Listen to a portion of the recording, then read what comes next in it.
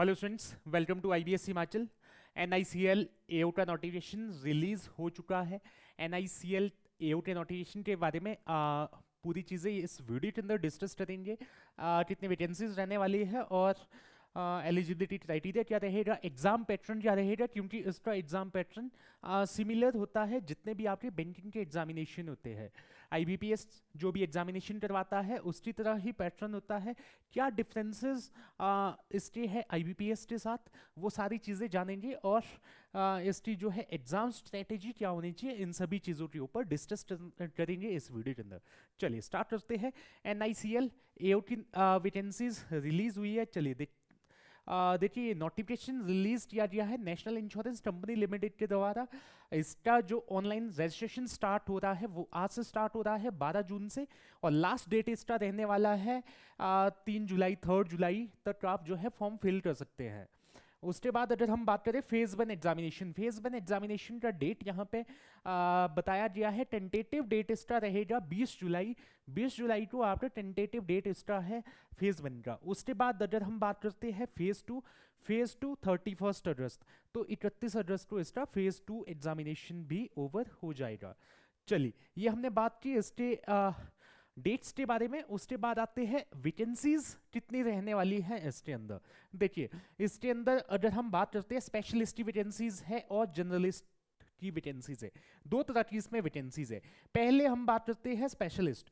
तो स्पेशलिस्ट में आपकी डॉक्टर्स की वैकेंसीज है जो है टोटल आपकी 10, लीगल है आपकी 20, फाइनेंस में है 20, आईटी में है 20, ऑटोमोबाइल में है 20, और आपकी स्पेशलिस्ट जो बैकलॉग वैकेंसीज है वो एमबीबीएस की 4 है, फाइनेंस की 8 है, ऑटोमोबाइल इंजीनियर की 1 है। टोटल पोस्ट 96 है हमारे पास स्पेशलिस्ट में 96 है। उसके बाद अगर हम बात करते हैं जनरलिस्ट की 170 है, unreserved 68, OBC 47, SC 26, ST 12 and EWS 17।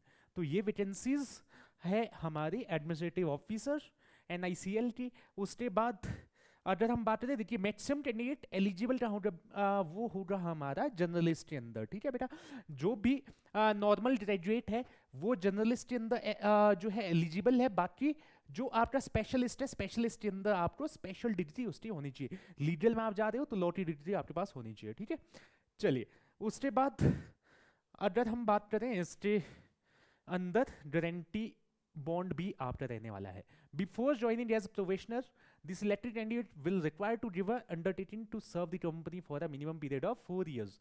तो 4 साल का इसके अंदर आपका जो है बॉन्ड पीरियड रहेगा।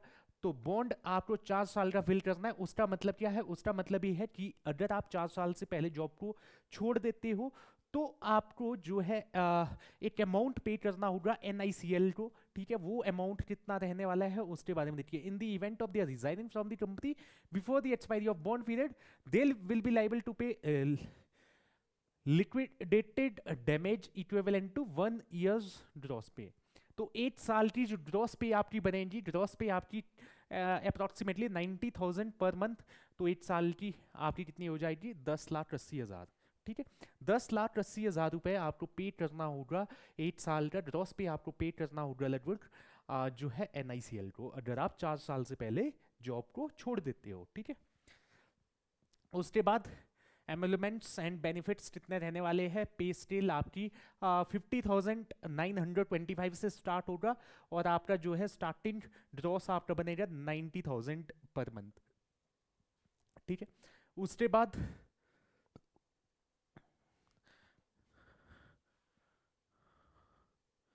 बाद हम आते हैं क्वालिफिकेशन पे। एजुकेशनल क्वालिफिकेशन देखिए, एज ऑन 1 मई 2025 आज से मानिए 1 मई को आपकी डिग्री कंप्लीट होनी चाहिए, जो भी हम क्वालिफिकेशन की बात करेंगे। डॉक्टर्स एमबीबीएस के लिए आप फिल करें तो आपकी एमबीबीएस, एमडी, एमएस और पीजी डिग्री होनी चाहिए। ठीक है, उसके बाद लीगल में बात करें तो आपकी ग्रेजुएशन, पोस्ट ग्रेजुएशन लॉ में होनी चाहिए। फाइनेंस की बात करें तो आपकी बीकॉम, एमकॉम होनी चाहिए, या फिर सीए आपका होना चाहिए। ठीक है, चार्टर्ड अकाउंटेंट। उसके बाद इंफॉर्मेशन आईटी के लिए अगर हम बात करें तो बीई आपका होना चाहिए, बीटेक होना चाहिए, तो आप एलिजिबल है। ऑटोमोबाइल के लिए बी बीटेक अगेन यहाँ पे। जर्नलिस्ट के लिए आफ्टर ग्रेजुएशन या पोस्ट ग्रेजुएशन किसी भी स्ट्रीम में विद एटलीस्ट 60% मार्क्स। ठीक है, 60% मार्क्स आपके होने चाहिए ग्रेजुएशन में या फिर पोस्ट ग्रेजुएशन में। ठीक है, चलिए उसके बाद एज रिलैक्सेशन। सबसे पहले एज क्राइटेरिया की बात करें तो एज आपका 21 से लेकर 30 इयर्स रहेगा और कट ऑफ डेट आपका डिसाइड होगा 1 मई 2025 के अकॉर्डिंग।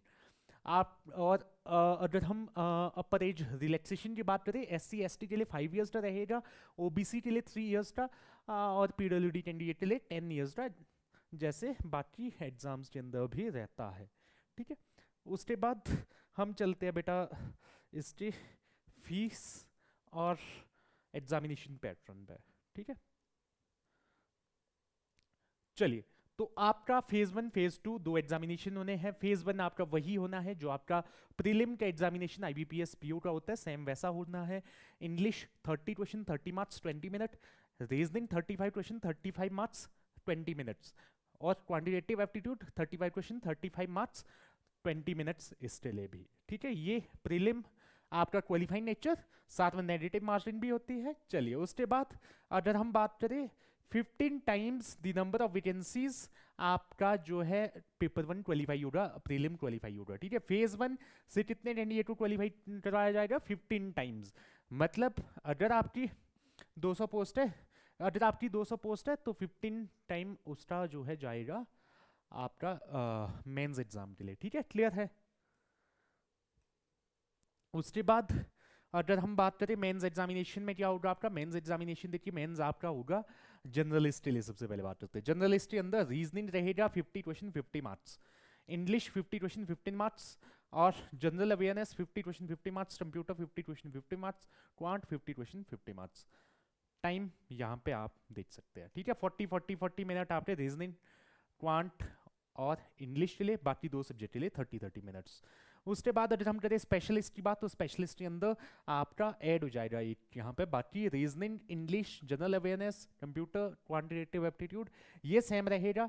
आपका ऐड हो जाएगा आपका जो भी स्ट्रीम है, जो भी आपका प्रोफेशनल और टेक्निकल क्वालिफिकेशन का नॉलेज है, वो नॉलेज वो चीज़ यहाँ पे ऐड हो जाएगी। ठीक है, टोटल 250 मार्क्स का, ये भी 250 मार्क्स का, 250 मार्क्स का आपका एग्जामिनेशन होगा, मेंस एग्जामिनेशन, और साथ में डिस्क्रिप्टिव आपका होगा। Descriptive test of 30 minute duration with 30 marks will be a test of English language. ऐसे रहेगा 10 मार्क्स का, 10 मार्क्स का प्रेस रहेगा, और कॉम्प्रिहेंशन रहेगा 10 मार्क्स का। The descriptive test will be in English and will be conducted through online mode. Online mode में ही आपका होगा, जब आपका मेंस एग्जामिनेशन होगा तभी आपका होगा। और डिस्क्रिप्टिव टेस्ट आपका क्वालिफाइंग इन नेचर रहेगा, marks scored in descriptive test वो आपके फाइनल सिलेक्शन के लिए काउंट नहीं होंगे। फाइनल सिलेक्शन के लिए आपका मेंस एग्जामिनेशन प्लस आपका इंटरव्यू रहेगा।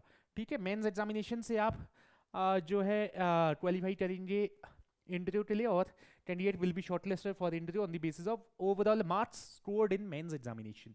मेंस एग्जामिनेशन में जो मार्क्स आपने स्कोर किए उसके बेसिस पे आपको जो है आप क्वालिफाई करेंगे इंटरव्यू के लिए। ठीक है, आपका इंटरव्यू होगा, इंटरव्यू के बाद आपका फाइनल जो कट ऑफ बनेगा वो इंटरव्यू प्लस आपका किससे बनेगा? इंटरव्यू प्लस आपका जो मेंस एग्जामिनेशन है उससे बनेगा। ठीक है, उसके बेसिस पे आपका क्वालिफिकेशन इसके अंदर होगा। ठीक है, चलिए तो ये था कंप्लीट इसके बारे में डिटेल। अब इंटरव्यू पे आ जाते हैं। देखिए इंटरव्यू के बारे में क्या बोला है, journalist specialist who have been shortlist based on phase 2 mains examination will be subsequently be told for the interview to be conducted by company. Interview will be conducted at selected centers पे रहेगा। इसके अंदर और कोई detail हमें इसके अंदर interview के रिगार्डिंग यहाँ पे नहीं दी गई है। ठीक है, यही डिटेल है। तो इंटरव्यू प्लस रिटर्न जो मेंस एग्जामिनेशन होगा उसके बेसिस पे आपका सिलेक्शन होगा इसके अंदर। ये कंप्लीट डिटेल सारी चीज़ें हमने आई होप डिस्कशन कर दिया है। अब फीस पे आते हैं। फीस से पहले यहाँ पे फाइनल सिलेक्शन देखिए, फाइनल सिलेक्शन के लिए क्या बोला है 80:20, 80:20 के रेशो में आपका मेंस और इंटरव्यू रहेगा। ठीक है, इसका मतलब क्या है 80 मार्क्स, जैसे आपका IBPS PO होता है, IBPS PO में भी रेशो क्या होता है 80:20, 80 मार्क्स आपके मेंस एग्जाम के और 20 मार्क्स आपके इंटरव्यू के रहेंगे। ठीक है, एप्लीकेशन फीस की बात करूं तो एप्लीकेशन फीस आप देख सकते हैं SC ST SC ST और PWD कैंडिडेट के लिए 250, और बाकी सभी कैंडिडेट्स के लिए 1000 रुपीज़ एप्लीकेशन फीस रहेगा। क्लियर है? चलिए डन। तो ये कंप्लीट, आई होप सारी चीज़ें हमने डिस्कस कर दी है, ये कंप्लीट चीज़ें हैं। उसके बाद एग्जाम सेंटर आपको देखने, एग्जाम सेंटर आप देख सकते हैं स्टेट वाइज यहाँ पे एग्जाम सेंटर जो है सारे बता दिए गए हैं। ठीक है, चलिए तो ये कंप्लीट डिटेल हमने डिस्कशन किया NICL AOT नोटिफिकेशन के रिगार्डिंग। कोई भी आपकी क्वेरी रिगार्डिंग होती है आप कमेंट कर सकते हो। बाकी सिलेबस की हमने बात की, सिलेबस वही सिलेबस है बेटा जो आप सिलेबस IBPS PO के लिए तैयार कर रहे हो, SBI PO के लिए, RRB PO के लिए, वही सिलेबस यहाँ पे आपका रहेगा।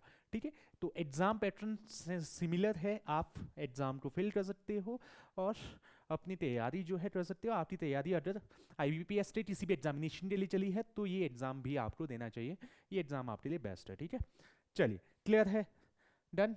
बाकी ये वीडियो आपको अच्छा लग रहा हो, वीडियो को लाइक करिएगा, चैनल पे आप न्यू हो तो चैनल को सब्सक्राइब करिएगा। बाकी मिलते हैं आपसे नेक्स्ट वीडियो के अंदर, तब तक के लिए धन्यवाद।